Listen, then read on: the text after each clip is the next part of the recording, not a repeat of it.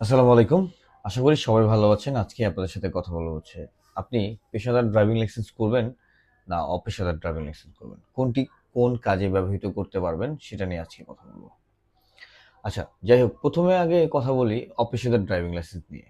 আপনি যদি অপেশাদার driving licence করেন, আপনি ১০ বছরের লাইসেন্স করতে পারবেন। সেক্ষেত্রে আপনার ডোপ টেস্টের প্রয়োজন পড়বে না এবং আ ডোপ টেস্টে যেহেতু প্রয়োজন পড়বে না, অন্যান্য খরচগুলোও আপনার কম পড়বে। যেমন আপনি যদি অপেশাদার ড্রাইভিং লাইসেন্স করেন, তাহলে ৳৫,৩০৫ র মতো এরকম লাগবে বা ৳৫,৫০০ মতো লাগবে।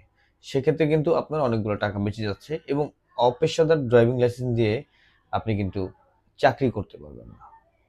এখন বলি হচ্ছে পেশাদার ড্রাইভিং লাইসেন্স করতে কি ডকুমেন্টস লাগবে এবং অপেশাদার সেমই ডকুমেন্টস লাগে।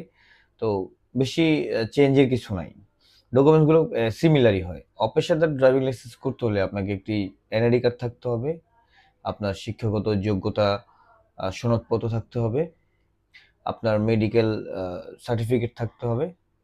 ইউটিলিটি বিল লাগবে, যেই আপনি যদি ভাড়া বাসায় থাকেন, কারেন্টের বিলের ফটোকপি অথবা পানির বিলের ফটোকপি দিতে হবে। এগুলো দিয়ে আপনি একটি অপেশাদার ড্রাইভিং লাইসেন্স করতে পারবেন এবং অপেশাদার ড্রাইভিং লাইসেন্স দিয়ে আপনি বাস, প্রাইভেট কার, তারপরে তার থেকে একটু বড় যেই যানবাহনগুলো আছে, ওগুলা কিন্তু আপনি চালাতে পারবেন।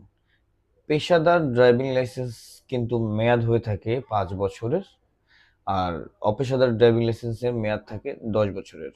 এখন আপনি যদি চাকরি করতে চান, তাহলে আপনাকে পেশাদার ড্রাইভিং লাইসেন্সটাই করাটা আপনার জন্য প্রযোজ্য এবং আপনি যদি চাকরি না করেন, নিজের পরিবহন বা নিজের গাড়ি চালান, নিজের বাইক চালান, সেক্ষেত্রে কিন্তু আপনি অপেশাদার ড্রাইভিং লাইসেন্সটা করতে পারেন। আজকে এই পর্যন্তই। ভালো থাকবেন সবাই, সুস্থ থাকবেন। আল্লাহ হাফেজ। হয় নাই।